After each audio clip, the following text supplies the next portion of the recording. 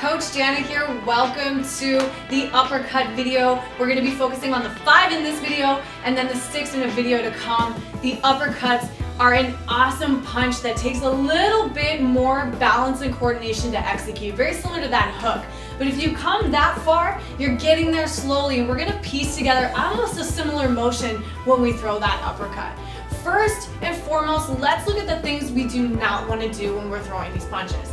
The first one would be leaning too far forward over that leg and trying to reach in with that uppercut. We want to make sure that the stance is still the same as it was with our jab, with our cross, with that weight 50-50. And instead of leaning in, we're actually going to take that right shoulder and kind of draw a line towards that left hip.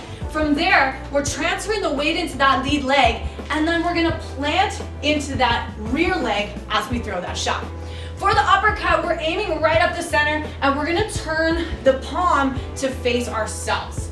Nice.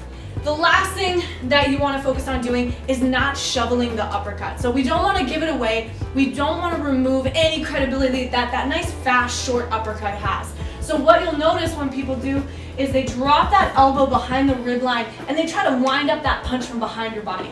Well, of course, that won't do it. That will telegraph the punch as well as slow the punch down. So what Cindy's gonna do is bring that shoulder over. She's gonna load the leg. Make sure you engage your core and your glute, and then you're gonna push off the floor and creating that 90-degree angle with that lead leg as you target your opponent's chin. Let's throw a couple 5s there, Cindy. Make sure you're really turning that wrist, and then we're dropping into that punch before we come up with that punch.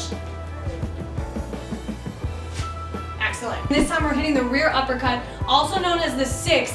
Before we were practicing the 5 and we mentioned that little shoulder pivot and loading that leg. Well, this time we're going to take it into that dominant hand. For my orthodox boxers, that's your right hand. My Southies, that's going to be your left hand. All right, so this right uppercut, I want you to set it up very similar. Again, make sure we're bending the knees. Our weight is transferred to the balls of our feet, and we're going to take that left shoulder just sort of inside the midline to load that right leg.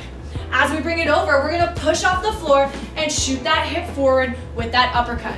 Remember those important pieces. We want to turn the hand and we want to keep that elbow coming in. We want to try to avoid coming in on a 45-degree angle for these uppercuts. They need to be sharp and short and effective.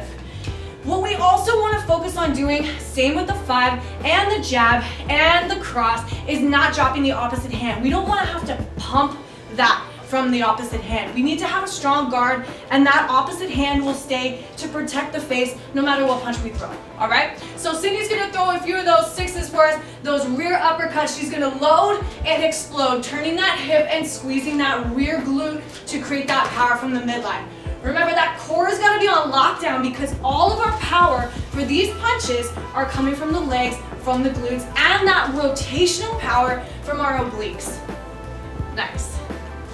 Nice, Cindy. All right, that's the rear uppercut. That is the 6. We'll see you next time on Seconds Out Boxing.